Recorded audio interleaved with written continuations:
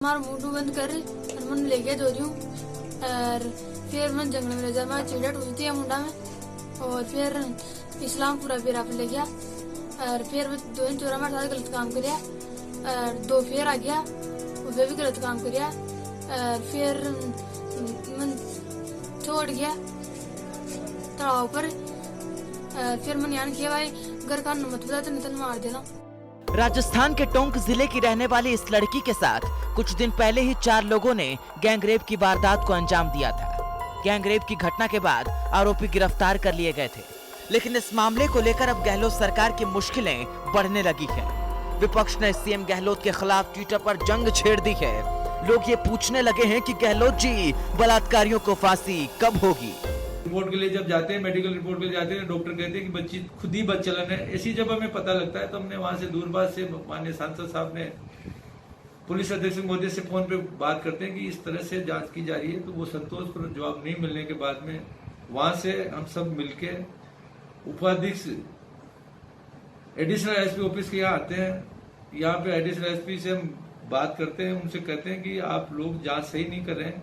टोंक के मालपुरा में नाबालिग से गैंगरेप मामले में पुलिस प्रशासन पर भी लापरवाही का आरोप लगा, लेकिन खुद आईजी ने इस मामले में पुलिस का बचाव किया। उनका कहना था कि सब कुछ कानून के दायरे में हुआ, नेता तो कुछ भी बयान दे सकते हैं। मैं आपको यही कहना चाहूंगा कि पॉलिटिकल आदमी कुछ भी बयान दे सकता है। मैं आपको फाइल की बता दूं, मैंने खुद अभी मेरे सामने ही फाइल पड़ी हुई है, मैंने एक चीज उसको देखी है। बयान जो पीड़िता ने दिए वीडियोग्राफी के तहत उसको रिकॉर्ड किया है। फिर भी जो कल उन्होंने दोबारा एप्लीकेशन दी कि भाई उस वक्त बच्ची की स्थिति बयान देने की नहीं थी, हम दोबारा देना चाहते हैं, दोबारा बयान दर्ज कर लिया हमने। टोंक सवाई माधोपुर से बीजेपी के सांसद सुखबीर सिंह जोनापुरिया और तमाम कार्यकर्ताओं पर तो मालपुरा थाने के सामने प्रदर्शन करने के बाद लॉकडाउन तोड़ने का केस दर्ज हो गया। नहीं चलेगी, नहीं चलेगी। बलात्कारियों को फांसी दो, फांसी दो, बलात्कारियों को फांसी दो।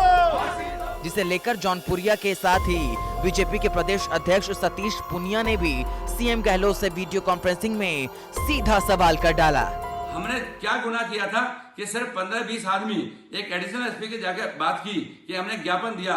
अब आप बताओ उसके खिलाफ हमारे एफआईआर कर दी, एमएलए साहब के भी हमारे पदाधिकारी हुए। तो मेरा आपसे निवेदन है कि क्या बोलना गुनाह हो गया? क्या हम अपनी बात नहीं रख सकते?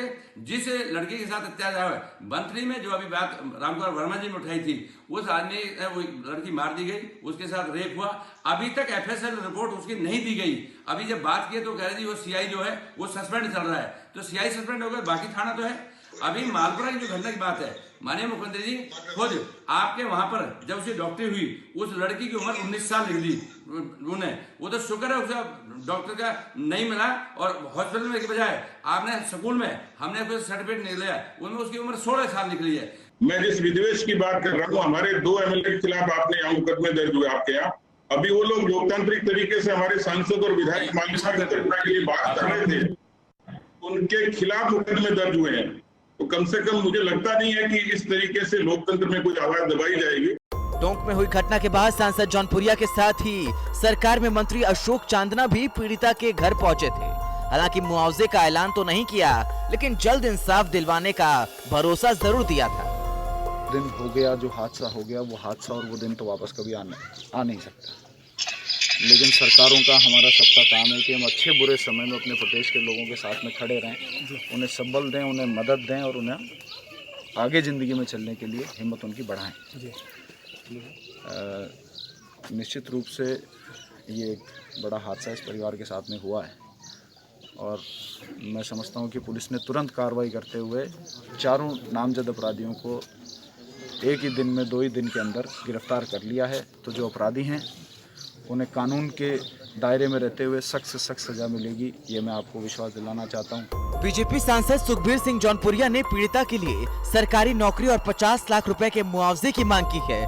जौनपुरिया ने कहा कि जब थाना गाजी गैंगरेप पीड़िता को सरकारी नौकरी और लाखों का मुआवजा मिल सकता है, तो टोंक की पीड़ित बच्ची को भी मुआवजा मिलना ही चाहिए। स्वास्थ्य मंत्री जी, बात यह है, आपको मैं एक बात कर कह रहा हूँ कि जो बातें जायज हैं, अगर हमारे हाथ में अगर किसी अधिकारी का ट्रांसफर नहीं है तो क्या मेंबर ऑफ पार्लियामेंट की बात को अधिकारी नहीं सुनेगा? सिर्फ यही होगा जो ट्रांसफर करा सकता है उसकी बात तो सुने और हमारी बात को ना सुने। तो मैं इसलिए निवेदन करना चाहता हूं कि आप इस बात को गौर से करिए और इन दोनों केसों में आप 50 लाख रुपए सरकारी नौकरी देने का प्रोविजन जो आपने आपने थानागाजी में किया था उसी इसमें भी आप करें। 5 मई को हुई इस वारदात के बाद 4 आरोपी गिरफ्तार किए गए थे, जिनमें से एक आरोपी को नाबालिग होने की वजह से बाल सुधार गृह में भेजा जा चुका है। बीजेपी सांसद सुखबीर सिंह जौनपुरिया ने साफ लहजे में कहा है कि जब तक पीड़िता को न्याय नहीं दिलवाते हैं वो चैन से नहीं बैठने वाले।